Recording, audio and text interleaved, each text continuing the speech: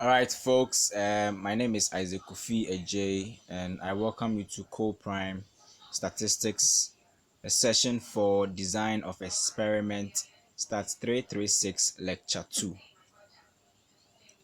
I'll kindly plead that if you've not subscribed to our channel, kindly do that and press on the bell icon so that when we upload a new video, you can get the notification. Kindly also do well to like and share our videos.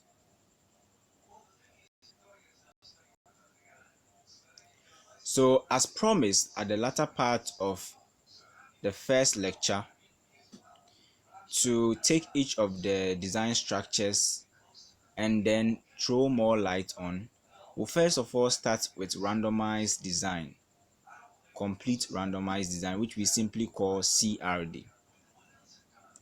So now every design is noted for its peculiar properties. Actually, it is the properties of a design that helps us to coin a design. Okay, so every design has its own properties, and it's the properties of a design that help us to determine the kind of design it is. So now let's look at the properties. One, it is the simplest design. This means that amongst all the other designs, CRD is the simplest. This makes CRD the foundation or bedrock for the development of all other designs. Two, it involves a single factor, right?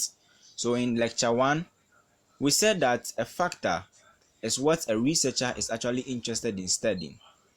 So it means that under CRD, a researcher is interested in studying just one thing, or subject, or factor. 3, treatments are assigned to experimental units completely at random. Again, in lecture 1, we said that randomization is the cornerstone of all statistical methods, and CRD is not an exception. So it means that in our quest to assign experimental units in a CRD, in our quest to assign treatment to experimental units under CRD, we have to employ randomization. 4, it is used when experimental units are homogeneous. This means that experimental units must have certain properties in common. So under CRD, when experimental units are heterogeneous, it will be impossible to use this kind of design. So it means that CRD is only used when experimental units are homogeneous. Now let's look at the design for CRD. Every design must have a model. So we are looking at, the model for CRD. And every design must have a model. So you realize that the model for CRD has 3 components. That is the mu component, the tau I component, and the epsilon ij component, or the error term. So we said our interest is to consider just one factor. That is what we are representing by Yij. Okay, so what you are interested in studying. So our model is equal to Yij, which is equal to mu plus tau I plus epsilon ij, or Eij, or the error term. Now mu is the overall mean effect, whilst tau I is the ith treatment effect. So depending on the number of treatments, we can find the treatment effect. And then epsilon ij is what we call the error term. Okay, so this is what the model is not able to capture in the experiment. That is what we term as the error term.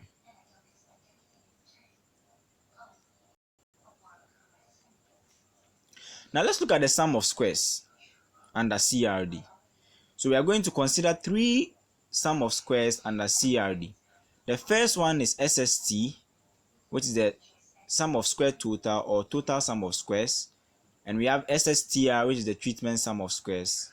And then SSE, which is the error sum of squares, right? So the formulas are given, as you can see. Now what I want us to take note is y dot dot. which we call the grand mean. Y dot dot is what we call the grand mean, or the total, the grand total, sorry. Y dot dot is the grand total. Okay, so this total is obtained by summing all observations in the experiment, okay, or under the design. And then your n becomes the summation of all treatments, of all observations in each treatment, okay. So that becomes your big N, right?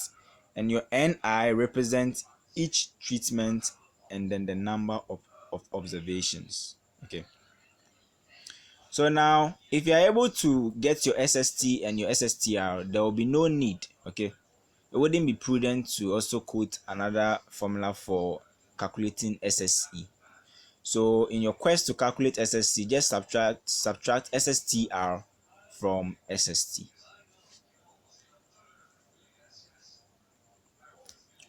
Now let's look at an example, right? So in this example, we are going to consider three treatments: treatment A, treatment B, and treatment C. Each treatment has three observations.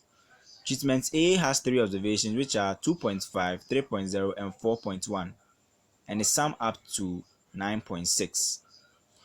Treatment B also has three observations: 7.5, 5.6, and 3.0, which sum up to 16.1. And treatment C follows suit, and the total is 11.2. Okay, so in order to find the grand total, which is Y dot dot grand total, or the overall total, what we do is that under normal circumstances we are supposed to sum all observations, but because you've calculated each treatment's total, we can just sum the treatment totals to find our Y dot dot. So in our quest to find our grand mean, just add our grand total, just add 9.6 to 16.5 and to 11.2 to get your grand total.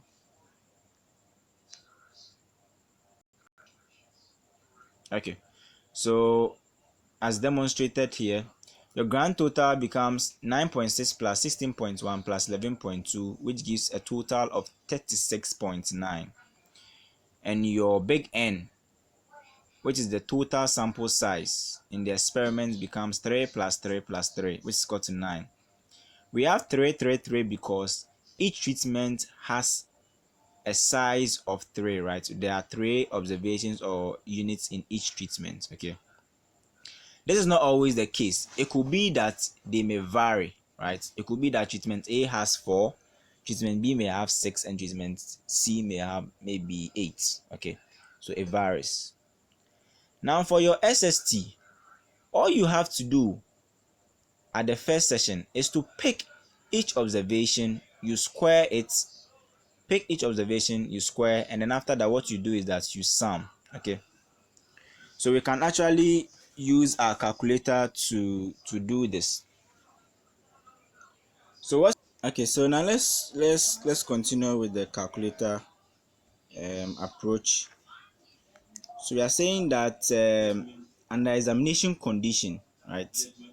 Folks, this is the reason why we are doing this. Under examination condition, you may be given a broad data, which you may not get the luxury of time to be squaring each observation, right?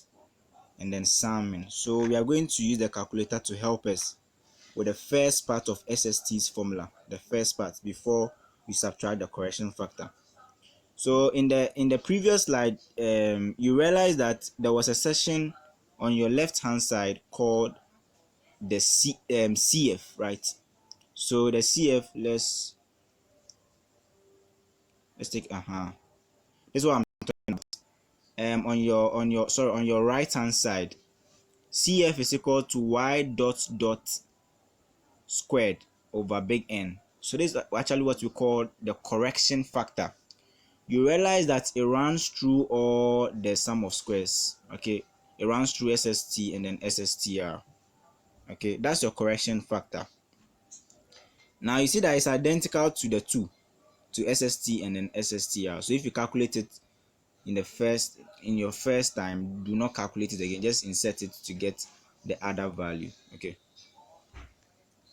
All right, now let's proceed. So we are going to use the calculator to help us get the first aspect for SST, which says that pick every observation and square. After that, you sum and subtract your correction factor. But because time may not permit us, we are going to use the calculator to help us. So what you do is that the outline I've given in this video is actually accepted in any examination condition. Okay. So all you have to do is that you have to give the lecturer a view of what you are doing so that he knows that you understand what you are doing. Okay. So I picked the first two observation and I squared. So 2.5 squared, 3.0 squared plus, and then up to the last two, that is 6.2 squared plus 2.3 squared. Then I subtracted my correction factor. I hope you get it. All right. So now you pick your calculator, select mode, and select option 3, which is stats. Okay. So because we are working with just one variable y, here the calculator is programmed in x. So the calculator will give you x instead of y. Okay. But don't worry, it's the same answer. So you select one, that is one variable. Okay. And then a table will appear. You insert all the observations. So if there are 9 observations, insert all into the calculator. If there are 10, insert all. 12, insert all. Okay. So now the first one is 2.5. To proceed to the next one, just press equal to. Okay. Insert the next one, 3.0. Okay. So you get to the last one, which is 2.3. So the last one should end on the 9th observation. Okay. So after that, on your calculator, if you insert anything into the calculator, you input anything, you want to go and do something else, but you don't want to clear what you've done, what do? You press AC. Okay. So that the calculator can save what you've already done. Now press shift and 1. So shift and then 1. Okay. So six options will be given. Our interest is to find summation, so choose option 3. What we are interested in now is option 1, which is summation s squared. So you pick 1 and press equal to. There you go. The calculator gave me an answer of 179.69. So after that, yes, subtract your correction factor, which is 151.29, and to give you a value of 28.4. Now with the SSTR, we are lucky that you have treatment A having a total observation of 3, treatment B 3, and treatment C 3. So we can actually factor the 3 out. Okay. So what we do is that we pick each treatment total, you square. That of A was 9.6, so we square it. That of B was 16.1, we square. C was 11.2, we square. Okay. Then we divide by 3 because 3 is identical. Alright. If it were to be maybe 4, 5, and 6, we would have divided 9.62 by 5, and then 16.1 squared by 4, and then maybe 11.2 squared by 6 if the sample sizes were different in all the treatments. Okay. Then we just subtract our correction factor, which is 151.29, and then our answer will be 7.65. Now we can simply calculate our SSE by subtracting our SSTR from our SST, which will give us an answer of 20.75.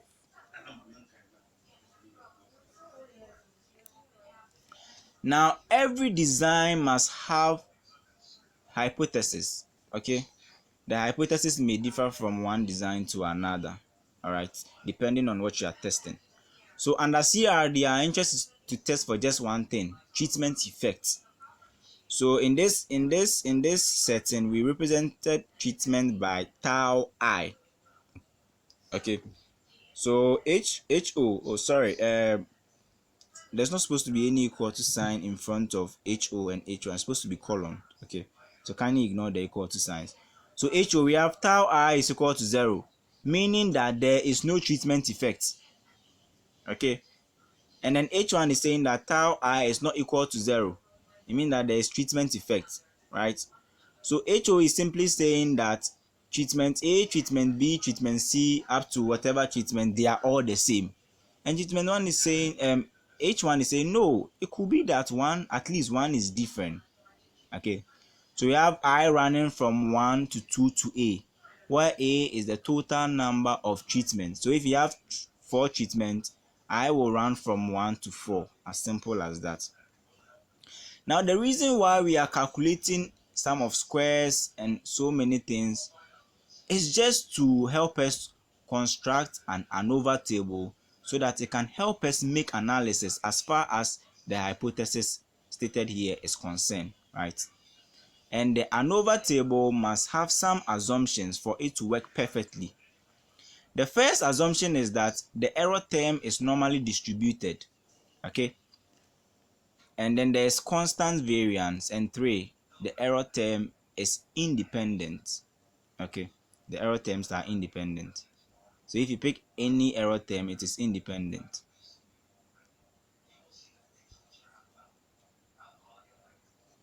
So folks, this brings us to the end of the first part of lecture 2.